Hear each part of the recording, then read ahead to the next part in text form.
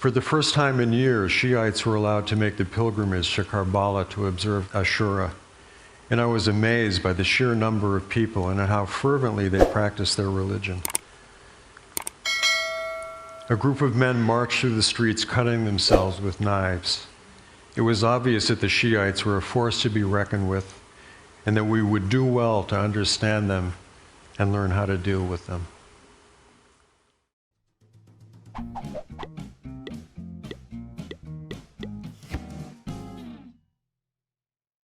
I'd like to begin by talking a bit about some of the ideas that motivated me to become a documentary photographer. I was a student in the 60s, a time of social upheaval and questioning on a personal level, an awakening sense of idealism. The war in Vietnam was raging, the civil rights movement was underway, and pictures had a powerful influence on me. Our political and military leaders were telling us one thing, and photographers were telling us another. I believed the photographers, and so did millions of other Americans. Their images fueled resistance to the war and to racism. They not only recorded history, they helped change the course of history. Their pictures became part of our collective consciousness, and as consciousness evolved into a shared sense of conscience, change became not only possible, but inevitable. I saw that the free flow of information represented by journalism, specifically visual journalism, can bring into focus both the benefits and the costs of political policies. I wanted to be a photographer in order to be a war photographer. But I was driven by an inherent sense that a picture that revealed the true face of war would almost by definition be an anti-war photograph. I'd like to take you on a visual journey through some of the events and issues I've been involved in over the past 25 years. In 1981, I went to Northern Ireland. 10 IRA prisoners were in the process of starving themselves to death in protest against conditions in jail. The reaction on the streets was violent confrontation. I saw that the front lines of contemporary wars are not on isolated battlefields, but right where people live. During the early 80s, I spent a lot of time in Central America, which was engulfed by civil wars that straddled the ideological divide of the Cold War. In Guatemala, the central government, controlled by an oligarchy of European descent, was waging a scorched earth campaign against an indigenous rebellion.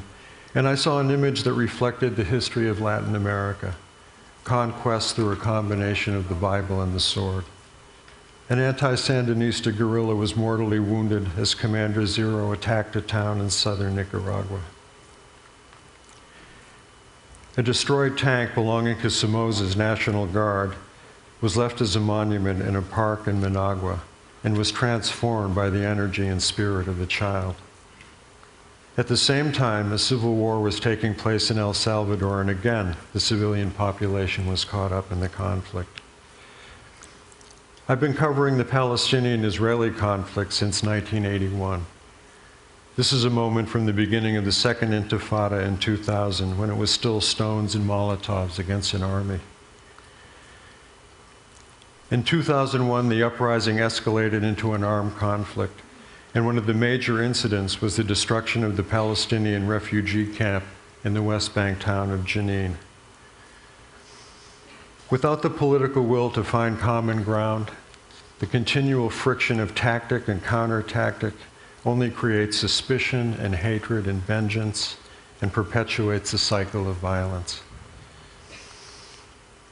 In the 90s, after the breakup of the Soviet Union, Yugoslavia fractured along ethnic fault lines and civil war broke out between Bosnia, Croatia, and Serbia. This is a scene of house-to-house fighting in Mostar, neighbor against neighbor. A bedroom, the place where people share intimacy, where life itself is conceived, became a battlefield. A mosque in northern Bosnia was destroyed by Serbian artillery and was used as a makeshift morgue.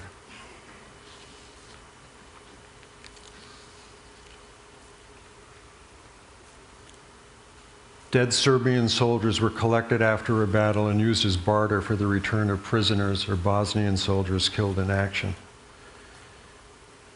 This was once a park. The Bosnian soldier who guided me told me that all of his friends were there now. At the same time, in South Africa, after Nelson Mandela had been released from prison, the black population commenced the final phase of liberation from apartheid. One of the things I had to learn as a journalist was what to do with my anger. I had to use it, channel its energy, turn it into something that would clarify my vision instead of clouding it. Children in Soweto playing on a trampoline. Elsewhere in Africa, there was famine. In Somalia, the central government collapsed and clan warfare broke out. Farmers were driven off their land, and crops and livestock were destroyed or stolen. Starvation was being used as a weapon of mass destruction, primitive but extremely effective. Hundreds of thousands of people were exterminated, slowly and painfully. In southern Sudan, another civil war saw a similar use of starvation as a means of genocide. Again, international NGOs united under the umbrella of the UN staged a massive relief operation, and thousands of lives were saved. I'm a witness, and I want my testimony to be honest and uncensored. I also want it to be powerful and eloquent, and to do as much justice as possible to the experience of the people I'm photographing. This man was in an NGO feeding center being helped as much as he could be helped. He literally had nothing. He was a virtual skeleton, yet he could still summon the courage and the will to move. He had not given up, and if he didn't give up, how could anyone in the outside world ever dream of losing hope? In 1994, after 3 months of covering the South African election, I saw the inauguration of Nelson Mandela, and it was the most uplifting thing I've ever seen. It exemplified the best that humanity has to offer. The next day, I left for Rwanda, and it was like taking the express elevator to hell. This man had just been liberated from a Hutu death camp. He allowed me to photograph him for quite a long time, and he even turned his face toward the light as if he wanted me to see him better. I think he knew what the scars on his face would say to the rest of the world. This time, maybe confused or discouraged by the military disaster in Somalia, the international community remained silent. And somewhere around 800,000 people were slaughtered by their own countrymen, sometimes their own neighbors, using farm implements as weapons. Perhaps because the lesson had been learned by the weak response to the war in Bosnia and the failure in Rwanda, when Serbia attacked Kosovo, international action was taken much more decisively. NATO forces went in, and the Serbian army withdrew. Ethnic Albanians had been murdered, their farms destroyed, and a huge number of people forcibly deported. They were received in refugee camps set up by NGOs in Albania and Macedonia. The imprint of a man who'd been burned inside his own home. The image reminded me of a cave painting and echoed how primitive we still are in so many ways. Between 1995 and 96, I covered the first 2 wars in Chechnya from inside Grozny. This is a Chechen rebel on the front line against the Russian army. The Russians bombarded Grozny constantly for weeks, killing mainly the civilians who were still trapped inside. I found a boy from the local orphanage wandering around the front line. My work has evolved from being concerned mainly with war to a focus on critical social issues as well. After the fall of Ceausescu, I went to Romania and discovered a kind of gulag of children, where thousands of orphans were being kept in medieval conditions. Ceausescu had imposed a quota on the number of children to be produced by each family, thereby making women's bodies an instrument of state economic policy. Children who couldn't be supported by their families were raised in government orphanages. Children with birth defects were labeled incurables and confined for life to inhuman conditions. As reports began to surface, again, international aid went in. Going deeper into the legacy of the East European regimes, I worked for several months on a story about the effects of industrial pollution, where there had been no regard for the environment or the health of either workers or the general population. An aluminum factory in Czechoslovakia was filled with carcinogenic smoke and dust, and 4 out of 5 workers came down with cancer. After the fall of Suharto in Indonesia, I began to explore conditions of poverty in a country that was on its way towards modernization. I spent a good deal of time with a man who lived with his family on a railway embankment and had lost an arm and a leg in a train accident. When the story was published, unsolicited donations poured in. A trust fund was established, and the family now lives in a house in the countryside, and all the basic necessities are taken care of. It was a story that wasn't trying to sell anything. Journalism had provided a channel for people's natural sense of generosity, and the readers responded. I met a band of homeless children who'd come to Jakarta from the countryside and ended up living in a train station. By the age of 12 or 14, they'd become beggars and drug addicts. The rural poor had become the urban poor, and in the process, they'd become invisible. These heroin addicts in detox in Pakistan reminded me of figures in a play by Beckett, isolated, waiting in the dark, but drawn to the light. Agent Orange was a defoliant used during the Vietnam War to deny cover to the Viet Cong and the North Vietnamese Army. The active ingredient was dioxin, an extremely toxic chemical that was sprayed in vast quantities and whose effects passed through the genes to the next generation. In 2000, I began documenting global health issues, concentrating first on AIDS in Africa. I tried to tell the story through the work of caregivers. I thought it was important to emphasize that people were being helped, whether by international NGOs or by local grassroots organizations. So many children have been orphaned by the epidemic that grandmothers have taken the place of parents. And a lot of children have been born with HIV. A hospital in Zambia. I've begun documenting the close connection between HIV/AIDS and tuberculosis. This is an MSF hospital in Cambodia. My pictures can play a supporting role to the work of NGOs by shedding light on the critical social problems they're trying to deal with.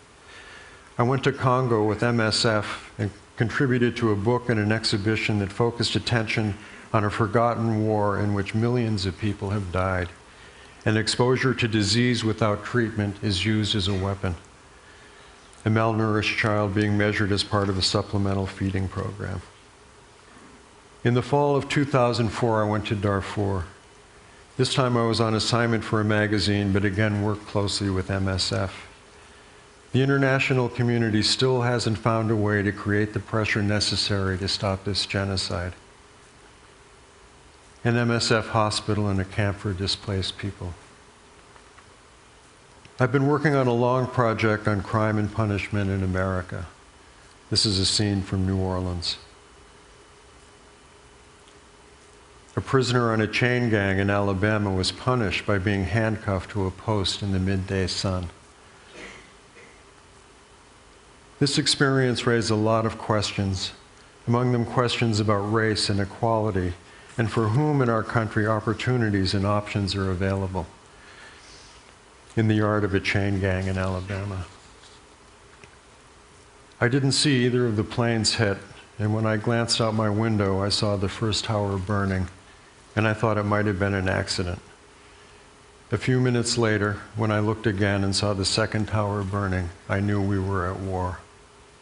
In the midst of the wreckage at Ground Zero, I had a realization. I've been photographing in the Islamic world since 1981, not only in the Middle East, but also in Africa, Asia, and Europe. At the time I was photographing in these different places, I thought I was covering separate stories, but on 9/11, history crystallized. And I understood I'd actually been covering a single story for more than 20 years, and the attack on New York was its latest manifestation. The central commercial district of Kabul, Afghanistan, at the end of the Civil War, shortly before the city fell to the Taliban. Landmine victims being helped at the Red Cross Rehab Center run by Alberto Cairo. A boy who lost a leg to a leftover mine. I'd witnessed immense suffering in the Islamic world, from political oppression, civil war, foreign invasions, poverty, famine. I understood that in its suffering, the Islamic world had been crying out. Why weren't we listening? A Taliban fighter shot during a battle as the Northern Alliance entered the city of Kunduz.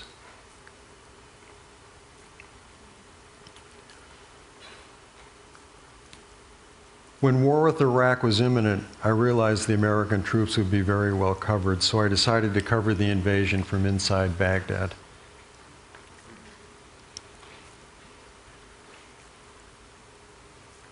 A marketplace was hit by a mortar shell that killed several members of a single family. A day after American forces entered Baghdad, a company of Marines began rounding up bank robbers and were cheered on by the crowds, a hopeful moment that was short-lived. For the first time in years, Shiites were allowed to make the pilgrimage to Karbala to observe Ashura, and I was amazed by the sheer number of people and at how fervently they practiced their religion. A group of men marched through the streets cutting themselves with knives. It was obvious that the Shiites were a force to be reckoned with, and that we would do well to understand them and learn how to deal with them. Last year, I spent several months documenting our wounded troops from the battlefield in Iraq all the way home. This is a helicopter medic giving CPR to a soldier who'd been shot in the head. Military medicine has become so efficient that the percentage of troops who survive after being wounded is much higher in this war than in any other war in our history. The signature weapon of the war is the IED, and the signature wound is severe leg damage. After enduring extreme pain and trauma, the wounded face a grueling physical and psychological struggle in rehab. The spirit they displayed was absolutely remarkable.